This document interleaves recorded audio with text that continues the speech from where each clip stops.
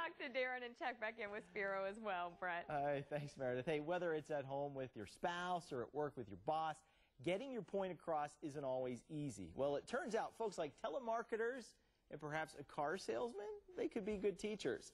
It's all about sales, and here today is author and motivational speaker Brian Sullivan, who is from Kansas City. Welcome, Brian. Thanks for having me. I appreciate it. You're very welcome. Let's talk first about maybe the biggest tip to getting your point across, whether it's with the kid or with the spouse. What is it? You know, there's two key things that great communicators do. They're amazing questioners and even better listeners. And if you think about, you know, we're all salespeople. You know, we don't like to think of ourselves as salespeople, but we're all influencers and communicators of people. Now, some do a great job at it and some don't. You know, you may have a teenage son who's been playing a lot of video games, and it's time to sell him on why he needs to get off the TV and do his homework. There's a great way to do it. You might be a wife who's trying to sell her husband on why he shouldn't be playing golf every Saturday morning. There's a great way to communicate it. So we're all salespeople. Some do a very good job at it, some don't. The ones that do a great job are great questioners.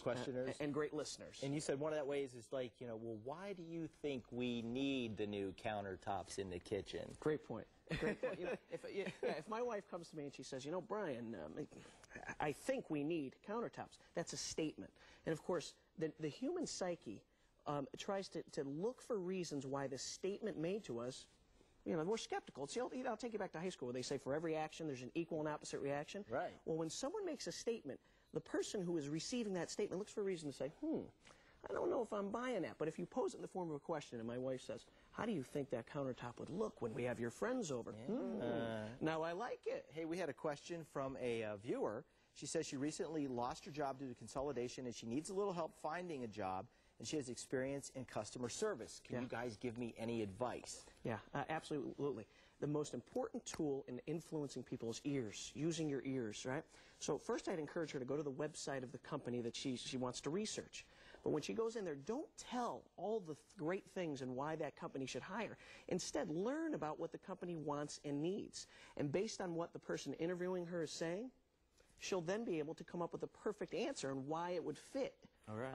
Why it would be a great company fit. So I also want to mention that you have a book called The Top 20 Days to the Top. And if you want more information on maybe taking some of the things we talked about here and putting them into action, you can buy the book or go to PreciseSelling.com, or of course Amazon and Barnes & Noble carries 20 Days to the Top. All right, thanks, Brian. Great, thank you. Sure. Hey, don't like the look of your home office or company cubicle? Spice it up a bit. We'll show you how with some style tips. But first, we have a look at downtown Kansas City.